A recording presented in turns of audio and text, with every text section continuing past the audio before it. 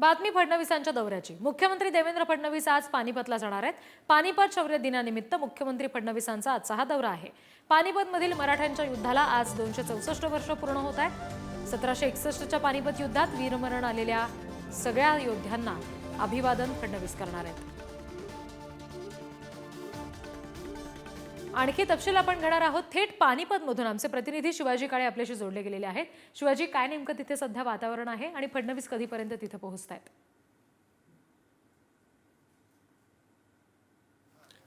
महाराष्ट्राचे मुख्यमंत्री देवेंद्र फडणवीस आणि आतापर्यंतच्या सर्व मुख्यमंत्र्यांमध्ये मराठ्यांच्या या वीरभूमीला भेट देण्यासाठी राज्याचे मुख्यमंत्री देवेंद्र फडणवीस पहिल्यांदाच या ठिकाणी येत आहेत। या संदर्भात या सर्व कार्यक्रमाचे आयोजक असलेले प्रदीप पाटील आपल्या सोबत आहेत। प्रदीपजी, मुख्यमंत्री कधी येणार आहे, कार्यक्रमाचं स्वरूप कसं असणार आहे? 1761च्या पानिपतच्या युद्धाला आज 264 वर्ष पूर्ण होत आहेत आणि आता तुम्ही जसं सांगितलं, यशवंतराव चव्हाणांच्या नंतर या पानिपतच्या भूमीवर येणारे देवेंद्र फडणवीस हे पहिले मुख्यमंत्री असतील। आजच्या या कार्यक्रमाला 10 वाजता मिरवणुकीला सुरुवात होईल। त्या मिरवणुकीमध्ये छत्रपती शिवाजी महाराजांच्या पाळणात मूर्ती असेल आणि त्याच्या पुढे जी लोक असतील त्या लोकांच्या हातात छत्रपती शिवाजी महाराज, माँसाहेब जिजाऊ, या युद्धात वीरमरण पावलेले सदाशिवराव पेशवा आणि ज्यांच्यामुळे हे युद्ध झालं ते महाजी शिंदे यांचे तस्वीर घेऊन तो लोकांच्या जनजागृती होईल की मराठ्यांनी या युद्धाच्या या भूमीवर आपलं शौर्य कसं गाजवलं आणि कशामुळे हे पानिपतचं युद्ध झालं ते लोकांना प्रदर्शित होईल। त्याच्यानंतर या युद्धात जे वापरलेलं लाठीकाठीच असेल किंवा इतर महाराष्ट्रीयन युद्ध कलाकौशल्य असेल ते इथं दाखवलं जाईल आणि या युद्धात वीरमरण आलेल्या सैनिकांना जे बनवलेलं स्मारक आहे त्या ठिकाणी जाऊन जे आजचे मान्यवर आहेत देवेंद्र फडणवीस जे असतील, प्रतापराव जाधव जी असतील, रावसाहेब दानवे जी असतील किंवा मिड्डाजी असतील किंवा किशनलाल पवार जे मंत्री असतील हरियाणाचे, ते सर्व पुष्पार्पण करून त्यांना आदरांजली वाहतील। धन्यवाद। तर एकंदरीत ह्या कार्यक्रमाचं स्वरूप आपल्याला आज पाहायला मिळते।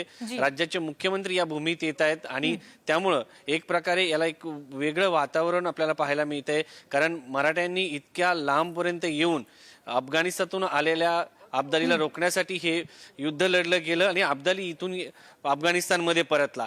तर हा मोठा इतिहास आहे आणि जो मराठ्यांनी घडवला, पूर्ण अखंड हिंदुस्थानाचं रक्षण करण्यासाठी निधड्या छातीने मराठी या ठिकाणी पोहोचले। ज्या युद्धाचं वर्णन केलं जातं, 2 मोती गळाले, लाख बांगडी फुटली, चिल्लर खुर्दा किती गेला कळाले नाही, 27 मोहरा ज्या आहेत त्या हरवल्या, अशा पद्धतीचं या युद्धाचं वर्णन केलं जातं। मराठ्यांच्या भाळावरती बळबळती जखम म्हणून या युद्धाकडे पाहिलं जातं आणि या युद्ध जे झालं त्याच्यामध्ये भलेही अहमद शाह अब्दाली जिंकला असला तरी पण त्याने दिल्लीकडे कूच केली नाही आणि त्याने मराठ्यांकडे असलेलं साहित्य आणि जे काही आहे ते लुटून अफगाणिस्तान सारख्या देशामध्ये जी निर्मिती आपल्याला अफगाणिस्तानची पाहायला मिळते त्याच्यामध्ये त्याच अहमद शाह अब्दालीचा मोठा वाटा आहे।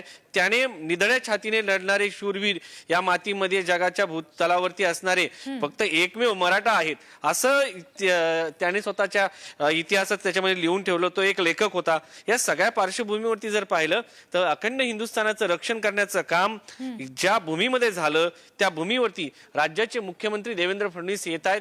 त्यामुळे एक वेगळं महत्व या सगळ्या घटनेला आपल्याला मिळताना पाहायला मिळतंय आणि या सगळ्या पार्श्वभूमीवरती प्रदीप पाटील म्हणून शौर्य स्मारक ट्रस्ट आहे, त्या ट्रस्टच्या वतीनं या कार्यक्रमाचं आयोजन केलं जातं। दरवर्षी हरियाणाचे मंत्री येतात, महाराष्ट्राचे देखील मंत्री येत असतात, मात्र पहिल्यांदाच जर आपण पाहिलं तर अलीकडच्या काळामध्ये महाराष्ट्राचे मुख्यमंत्री देवेंद्र फडणवीस या ठिकाणी येत आहेत। 18 पगड जातीचा महाराष्ट्र आहे, त्या 18 पगड जातीचा महाराष्ट्र या ठिकाणी येऊन मराठा म्हणून लढला, एका महाराष्ट्रीयन म्हणून लढला, त्यामुळे दिल्लीचं तख्त आपण राखू शकलो असं म्हटलं जातं।